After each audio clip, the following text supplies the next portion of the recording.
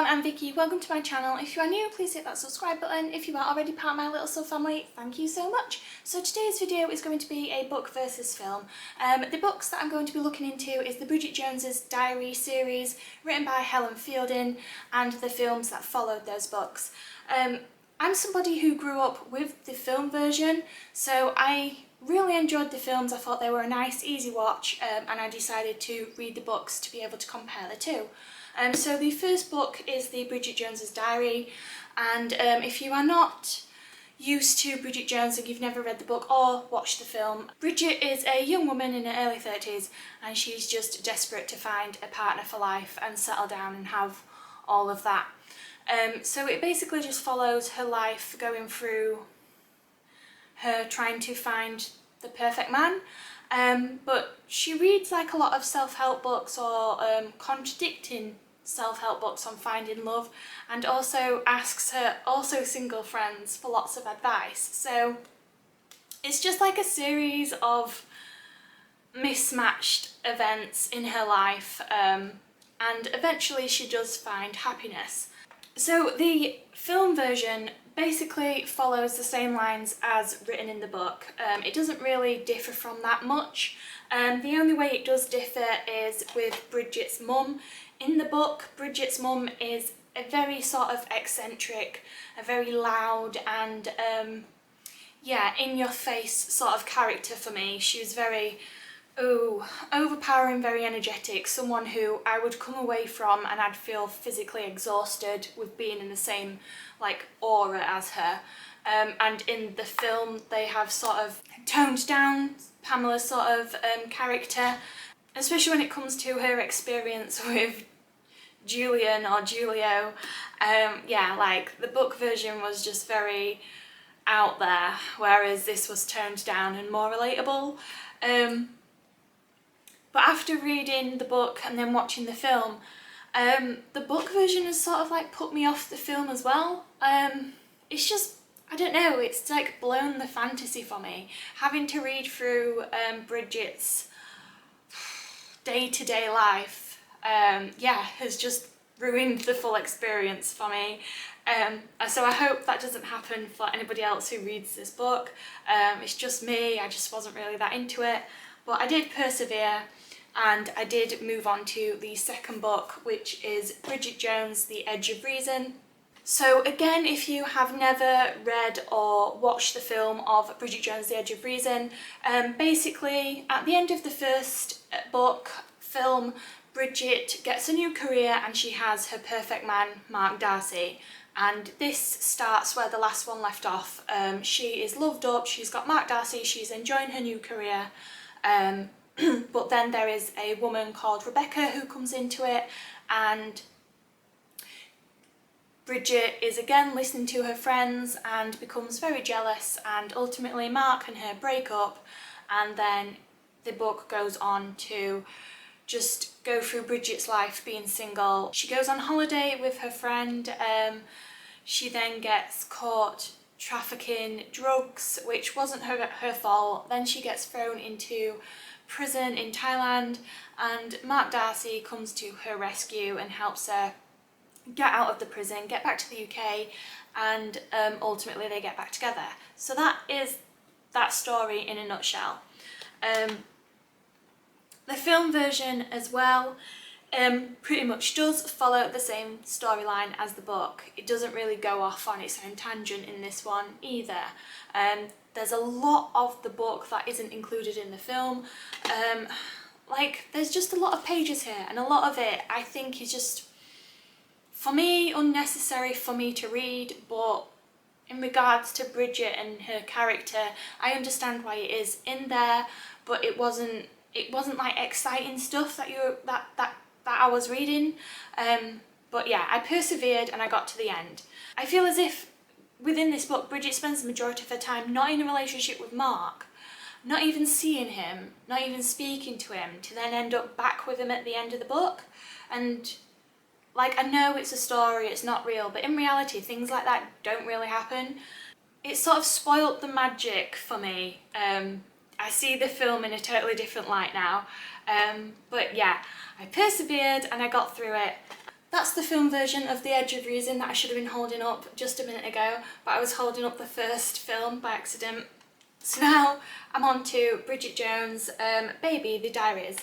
So this one takes place like 10 years later, and surprise, surprise, Bridget and Mark are no longer together. I mean, am I surprised? No. So in this one, Bridget is fine and dandy. She's got a really good career. She's an independent woman. She has grown up. She's learning to love herself. We're in a modern world. She is just being incredible on her own. So in the book version, Bridget ends up sleeping with Daniel Cleaver, and then a few days later she ends up sleeping with Mark Darcy. She becomes pregnant and doesn't know which one is the father. Obviously, throughout the other books, Daniel Cleaver and Mark Darcy have got a rivalry. They do not like each other, and for quite a while within the story, Bridget keeps it a secret from them both that they both could potentially be the father. But she does tell them both that she is pregnant.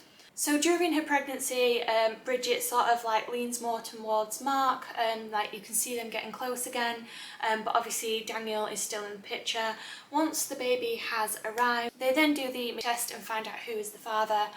I will spoil it and tell you that in the book it is Mark. Mark Darcy is the father of the baby, which it has to end on a high, on like a happy story, so that is the reason why Mark's the father, and Daniel does end up being the godfather. So Mark and Daniel do put aside their differences and learn to get along. So that is this book in a nutshell. With the film version, it is different. Obviously, Daniel Cleaver or Hugh Grant is no longer part of the casting. I don't know the reason for that. I probably could have found out on the internet, but I didn't bother to do the research. In the film version, I kind of wanted it to be Jack who is the father, not Mark, but that's just the way things are. I kind of preferred the film because it didn't follow the storyline of the book, especially due to the casting. So I definitely preferred the film version this time round. I don't know, it was just nice to have a new character, I suppose. But yeah, again, it ended on a nice, happy Bridget, Mark Darcy and their very own baby, and they ended up getting married at the end. So yeah, it kind of just finished things off, brought it to a full circle, and then that was that. It was happy ever after, all done. So everything kind of finished off, all hunky-dory, all happy families, and then I decided to do a bit of research and realised that Helen Fielding had written another book to do with the Bridget Jones's Diary series, and this one was Mad About the Boy. I had read the reviews online and they weren't very good, but I thought, you know what, I'll have a look and I'll see for myself. So I will end up spoiling it for you. In this book, Mark has died, so their happy family is just come to an end. Mark isn't involved in it anymore, and Bridget is then got two children, trying to juggle her own career, and he's dating a toy boy, which is again why it's called Mad About the Boy. I don't know what it is about Bridget Jones and Helen Fielding and why she has to write the fact that she can never have that perfect life. But for whatever reason, this character seems to me like she's constantly stuck on a road of trying to find a guy to be in a relationship with, to love her just the way she is. So we're back to that again. We're back to Bridget trying to find a guy to love her, to be in a relationship with, and have the whole shebang. So this was kind of similar to the very first book of Bridget like talking to her friends, asking them their advice, reading loads of different books, magazines, blogs, whatever, trying to get as much information on what she needs to do while she's dating, just to try and get herself back out there and into a relationship. One of the things I will say, and this was also mentioned in the reviews, is that the writing style and the way Bridget sort of speaks and comes across just is gone. Like, Bridget sort of speaks in like a posh, like even when you read in the books, Bridget's got like a sort of posh voice to her, and she's sort of, I don't know, I can't really explain very well, but reading this, like that was gone. Like Bridget was more down to earth, more common, I suppose, like not in a horrible sort of way, but like the author had just totally lost it within this book. She'd lost Bridget. Like there wasn't really much characteristics of the original Bridget still there. But yeah, I persevered, I read it till the end, and she did end up finding someone, and she did end up having that lovely family like she'd imagined all over again. But yeah, I just think sometimes I think an author needs to know when enough is enough. Like, you don't need to reinvent something. Like, those 3 books were enough. You had it set. You'd got Bridget to a point in her life where she'd ultimately achieved everything that she ever wanted to achieve, and that's where it should have stopped. There didn't need to be this 4th book. So that is where I am with this book versus film review. I don't know what it is. Like, maybe it's the fact that I have always grown up with the films, but the films for me still overrule the books. I don't know whether it's all the context that's involved in the books. Like, I'd much rather spend an hour and a half watching a film and get through it than spending maybe a full week to read a book, because I do have other things. I don't just sit there reading a book. I can't finish a book in a day. I have stuff to do. So for me, it's more valuable to my time to just watch the film and get the film over and done with. There wasn't a lot of context within the book that really interested me, that kept me wanting to flip the page and find out what was going to happen next. For me, the clear winner is the film version of the Bridget Jones's Diaries series. Like, due to me knowing that I wasn't going to be positive about this book, I was just going to be very negative.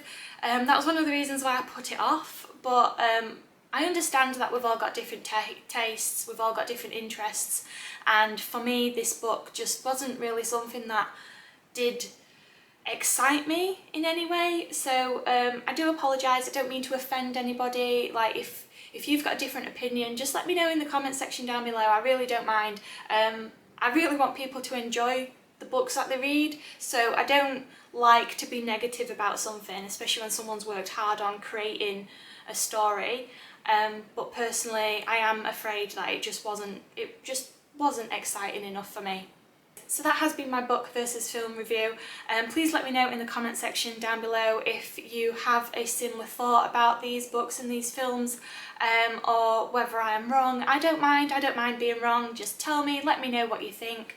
And if you've watched this till the end, thank you very much. Don't forget to like, comment and subscribe. Hopefully see you again soon, but for now, goodbye!